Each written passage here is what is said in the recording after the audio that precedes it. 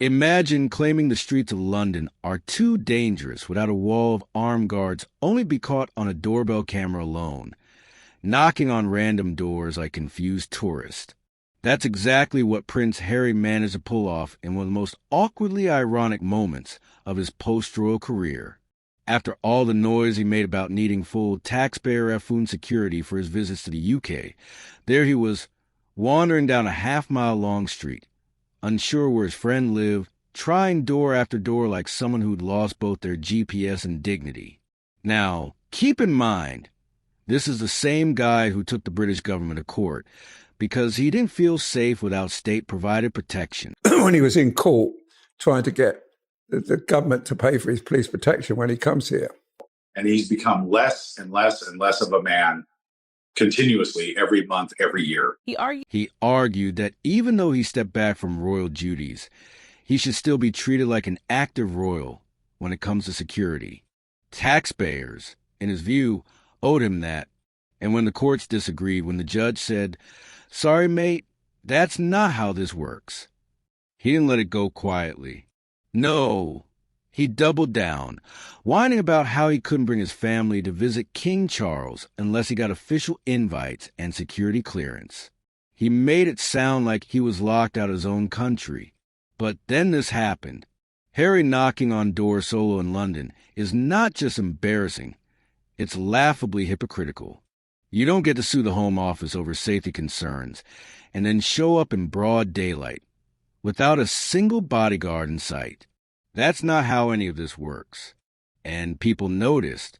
One resident told reporters that their housekeeper answered the door but didn't even recognize Harry. Another said he knocked at 2 homes on opposite ends of the street, suggesting he had no clue where he was going. Like, bro, you're not looking for a club in Ibiza. You're literally the king's son. Figure it out. And here's the kicker. This whole debacle happened quietly without the media circus that usually follows the Sussexes. And credit to her, she found someone that is dumber than her. And that's the truth, is that Harry's just not a very smart person. It only came to light because a tabloid got hold of the doorbell footage. But once the picture hit the front page, all hell broke loose. People were baffled. Even those who once sympathized with Harry were now shaking their heads. This wasn't just a prince lost on a street. It was a metaphor, a royal who left the firm thinking he could carve out a better life, only to wind up knocking on strangers' doors, unsure of where he belonged. Cue Tom Bower, the man behind the book Revenge, saw the footage and went in hard. According to him, this wasn't just some silly mistake. This was Harry's real face slipping. He called the prince arrogant, delusional, and incompetent. And honestly, he had receipts. Bower's take was brutal. Harry's court battle wasn't about safety. It was about ego. It was about using legal pressure to shame the royal family, to make King Charles look like the bad guy. And when the plan failed, Harry didn't just lose the case. He lost the narrative. Bower painted Harry as a man with no clear purpose anymore, cut off from a monarchy, unsure what to do with himself, drifting between PR stunts and Netflix deals that failed to land. And now he's out there looking for a friend's house with all the awareness of a college freshman stumbling home after a night out. It's not just a bad look. It's tragic, because this moment, this very real image of a prince knocking on random doors like a lost delivery guy, perfectly sums up how far Harry's fallen from the status he once took for granted. Harry's defenders tried spinning it. He was just being low-key.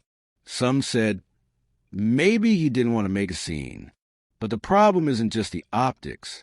It's the fact that the man who claims he's unsafe without protection was casually walking around one of the busiest cities in the world like he was invincible.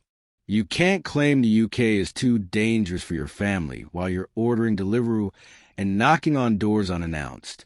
That's not privacy. That's performance. And it's hard to believe someone who's been so vocal about feeling hunted by the media would be so careless unless the message was calculated.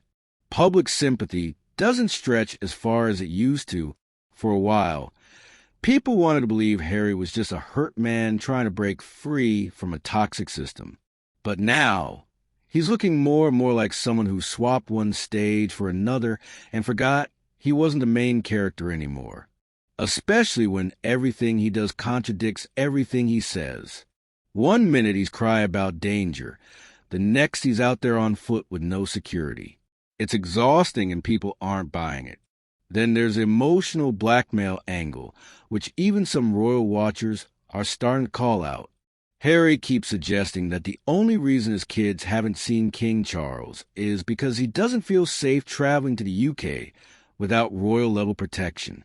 That's a strong claim, but when you see him walking alone, knocking on doors, all that concern about safety rings hollow. Looks less like worry and more like a bargaining chip, like he's holding Archie and Leet hostage to get what he wants from the monarchy. It's no wonder people like Tom Bower believe it's all part of a bigger game.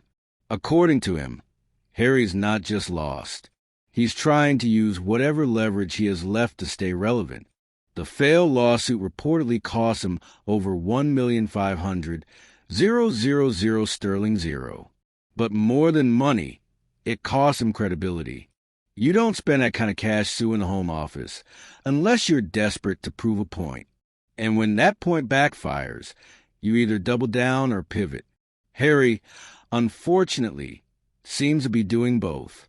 While this was all unfolding in the UK, Meghan was making headlines of her own, smiling at a Beyoncé concert, posting carefully curated photos of date night, complete with Harry in a quirky hat or brim on the inside brim, the names of their kids, a UK flag, a US flag, Africa's outline, and the phrase, my love.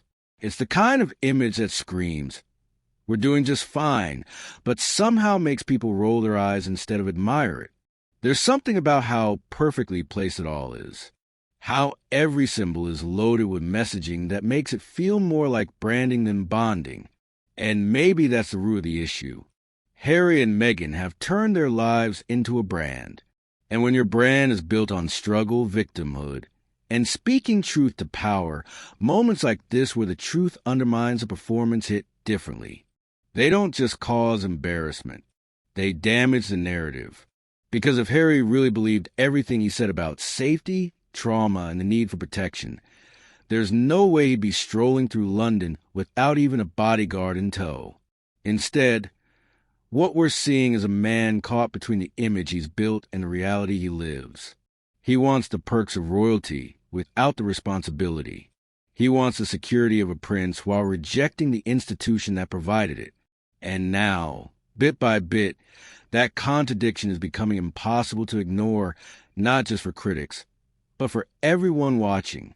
The royal brand isn't something you can borrow when it's convenient and discard when it's not. That's what makes Prince Harry's current position so awkward. He stepped away, declared independence, aired out his grievances and interviews, books and documentaries. Yet somehow he still expects the royal infrastructure to support him when he needs it. And the British public, they're tired of the back and forth, tired of being painted as villains while also being asked to foot the bill for his safety. There's a glaring disconnect between how Harry sees himself and how the UK sees him. To many, he's no longer a prince fighting for justice. He's just another celebrity playing the victim when things don't go his way. And that's dangerous territory, especially when your entire image is built on authenticity. The doorbell camera moment didn't just go viral because it was surprising. It went viral because it exposed something raw. Former royal lost in his own city, unsure where to go, unprotected not just physically but reputationally. King Charles, despite everything, remains relatively silent. He's dealing with serious health issues. The country knows it. His son knows it. And yet, there's no sign of reconciliation, no quiet visit to the palace, no gentle reunion for the sake of the grandchildren. Instead, there are legal threats, emotional appeals, and more headlines. Harry could have easily arranged a private, secure visit to the right channels. But from the outside, it seems like he doesn't want a solution. He wants a spectacle. And let's be honest, he's good at it. The Sussex media machine is still rolling. When there's backlash, there's always a counterstory, a surprise appearance, a happy photo, a subtle dig. Their playbook is obvious now. Stay in the headlines, control the narrative, shift attention when things look bad. But the game is getting old.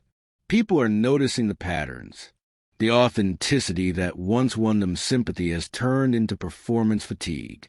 Even Harry supporters are struggling to defend this one.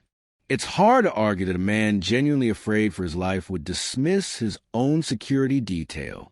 It's even harder to justify his refusal to pay for equivalent protection if he really believes the threat is that serious. And when the justification falls apart, what's left is a prince who wanted freedom but didn't plan for the price. Because stepping away from royalty means stepping away from the perks. And that includes round-clock armed guards. The image of Harry walking around unguarded in London wouldn't be such a big deal if he hadn't made security the hill he chose to die on. That's the core issue. He sued the government over it, spent millions, and insisted that his safety was a non-negotiable concern. Then he threw all of that out the window, literally, by wandering down a public street alone, knocking on random doors like someone locked out after a night at the pub. There's a lesson buried in the spectacle, one that goes beyond royal politics or personal grievances. When you abandon your foundation, burn your bridges, and insult the people who once supported you, don't be surprised when the doors stop opening. Status isn't just inherited. It's maintained through trust, consistency, and a bit of humility. And that's what's missing now. Because at the end of the day, no matter how many Netflix specials you star in, no matter how many interviews you give or books you sell, there's no shortcut to respect. And in Harry's case, it seems the farther he walks away from the palace, the harder it becomes to find his way.